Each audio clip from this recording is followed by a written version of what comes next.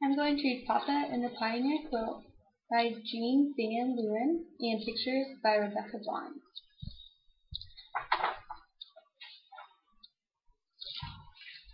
My Papa has wandering feet. That's what Mama always says. Those feet have taken us to a lot of places. From Pennsylvania, where I was born, to Ohio, where Harrison came along, then to Indiana, where Jacob joined the family, and Missouri. Our new little baby, Savannah, was born there. I wonder where Papa's wandering feet is going to take them next.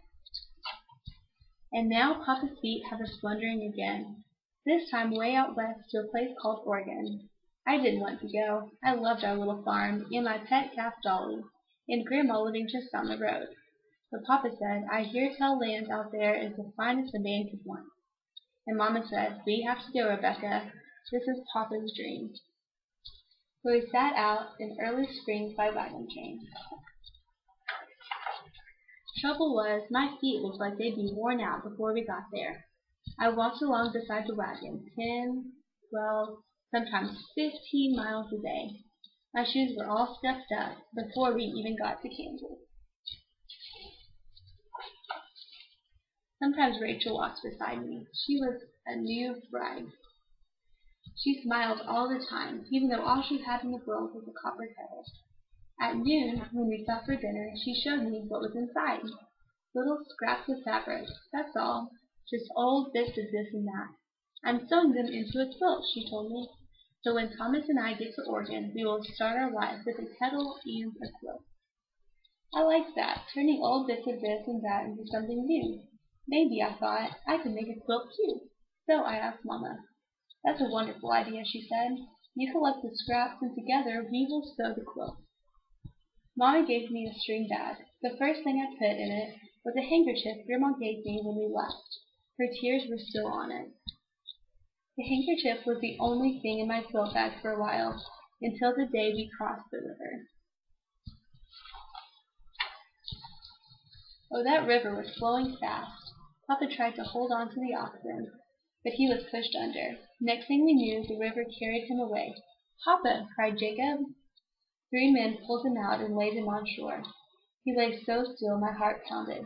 Jacob started to cry. I wonder what's going to happen next.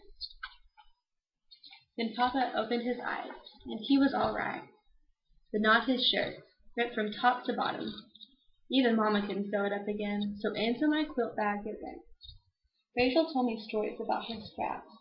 This one is from my daddy's old coat, and this is a bonnet I wore to church, and that is a piece of my mama's apron, and the breeches my brother Isaac wore when the dog bit him. Her eyes filled with tears. I may not see any of them ever again. We decided to trade, a piece of my father's blue shirt for a bit of her mama's checked apron.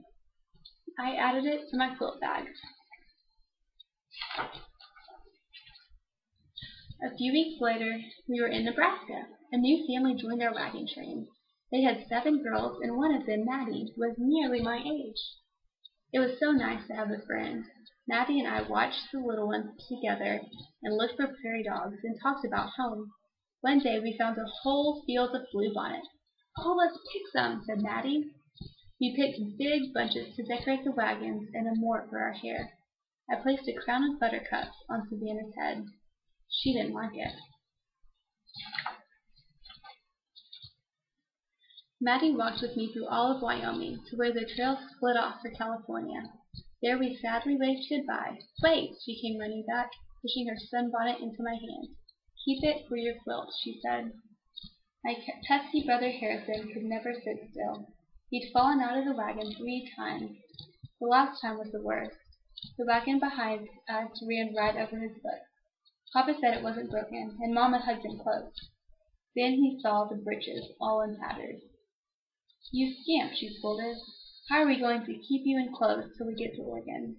So I got something else for my quilt bag.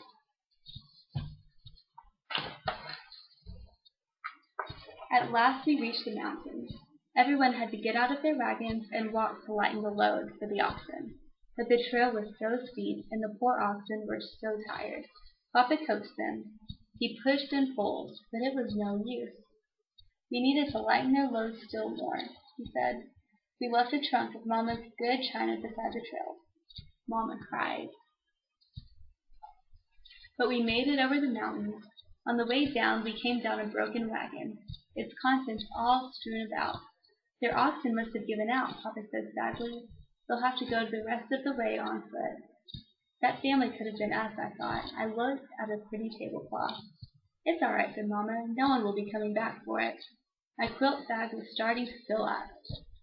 As I walked, I could feel every stick and stone beneath my feet. My shoes had worn so thin. Will we ever get to Oregon? I asked Papa. Soon, he said.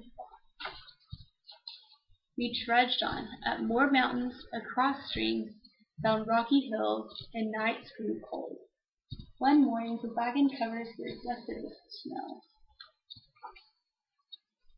2 days later, just about noon, I saw something through the trees. Spread out below us in the sunshine was a wide, green, beautiful valley. Is that Oregon? I asked Papa. Yes. Mama hugged me. I saw Rachel smiling wider than ever. The men threw their hats in the air, and we all shouted for joy. So after 6 months of traveling, we were in Oregon. One last thing went into my quilt bag, the dress I wore every day of our journey. It was worn and torn and mended, but some good straps were left. We had a cabin with 40 acres of land, the finest farmland he'd ever seen, Papa said. We worked hard all day, but at night Mama and I sewed on my quilt. Mama said it would tell the story of our long journey. The pattern is called Wandering Foot, she said. I wasn't sure I liked that.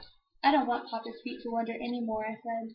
Maybe they won't, she said, smiling. We are almost to the ocean. We've about run out of country. Now my quilt is finished, and so far Papa's feet have stayed put. I'm hoping really hard we will too.